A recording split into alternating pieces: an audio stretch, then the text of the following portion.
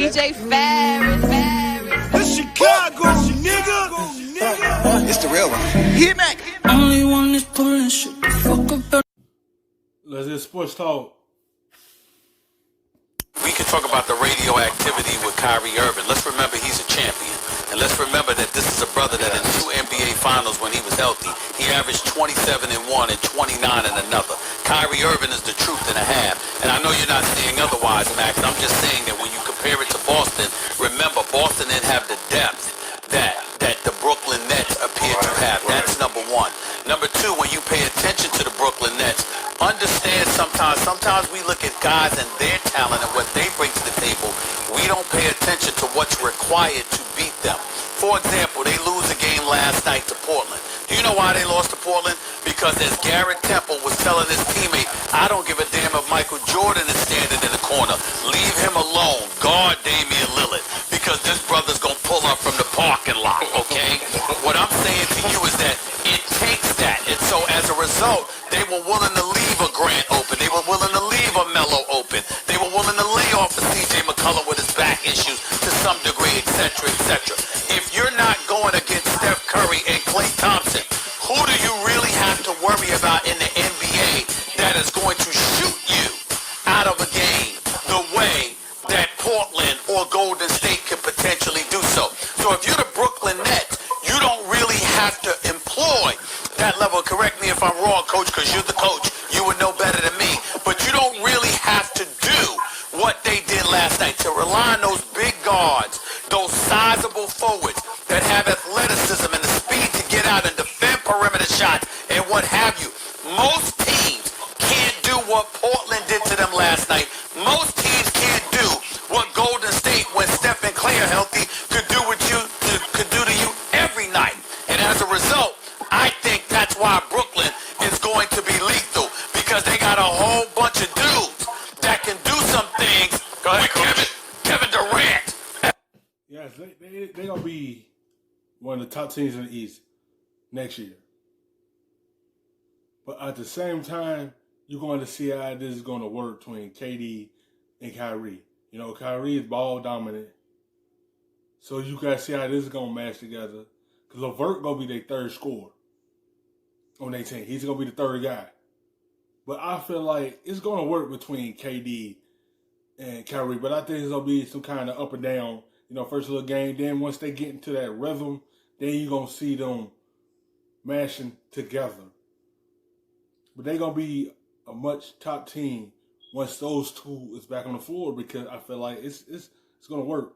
You know, that's why having them guys on the floor changed everything. Like, I feel like it's going to take a little bit of time in it to work, you know, because they both ain't been on the floor together to see how everything come together. But that's how it's going to be. It's going to be Kyrie, KD, and LeVert. LeVert going to be their third scorer when they need it. And you have those two that's going to change this Brooklyn team. And then Brooklyn have that depth that's going to come to play. The ringleader. No, I totally agree with you. I think that, you know, they got a ton of speed. You know, with Kevin Durant and Kyrie, they have their own two guys that can do exactly what you're talking about out of Dame and Golden State and teams like that. So not only do they have the speed to cover a lot of ground and be able to guard you in unique ways, you're going to have that same onslaught coming back at you that you can't make a mistake, because Kyrie is that kind of guy that you're talking about. He'll raise from anywhere. He can get it going. He can drop 50 on you. We know what KD can do. So with that in mind, you know that you can go out and be reckless and aggressive and try to take out the best player on the other team, because now numbers just won't match up. I mean, we're assuming that KD comes back as some close approximation of his former self. That almost never happens given the injury he has. But also, Stephen A., in terms of depth, if that was true on the Celtics, why did they not lose a beat and even get better without Kyrie? That's what I'm saying. I'm not disputing what you're sitting there saying about him as a player. I'm talking about the destructive force he's had on team chemistry. And that's what he's got. Kyrie, I don't think he's done winning championships, but he's got to figure that out with himself. He's got to get right so that in the locker room he can help, not just on the court, lead a group of guys, make them better than they would be without him. KD is there. Yeah, that's why KD there. He's gonna be that safety blanket that he don't have to worry about trying to put everything on your shoulders. Because you have another guy in KD that could pick a team up and carry them. That's why he don't have to worry about trying to do so much. And that take all the load off of him. It's going to be a chemistry thing with them. That's what it is, having them both on the floor. That's what's going to have to be worked out. That's how it's going to determine a lot of things, because they're going to be one of them top teams in the East. They're going to be one of them teams that's going to be dominant in these conference. Like, they going to be a different team because of who they have on the floor. It's just like how the chemistry going to be with the other guys. Everyone on the roster played with Kyrie, so they know what Kyrie do already. It's going to be with KD, how they play off of him. Because they ain't play with him on the floor yet. I want to see how they going to, come together with him on the floor. How it's going to look.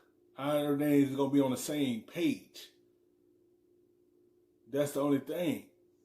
But other than that, it's going to be a different Nets team next season.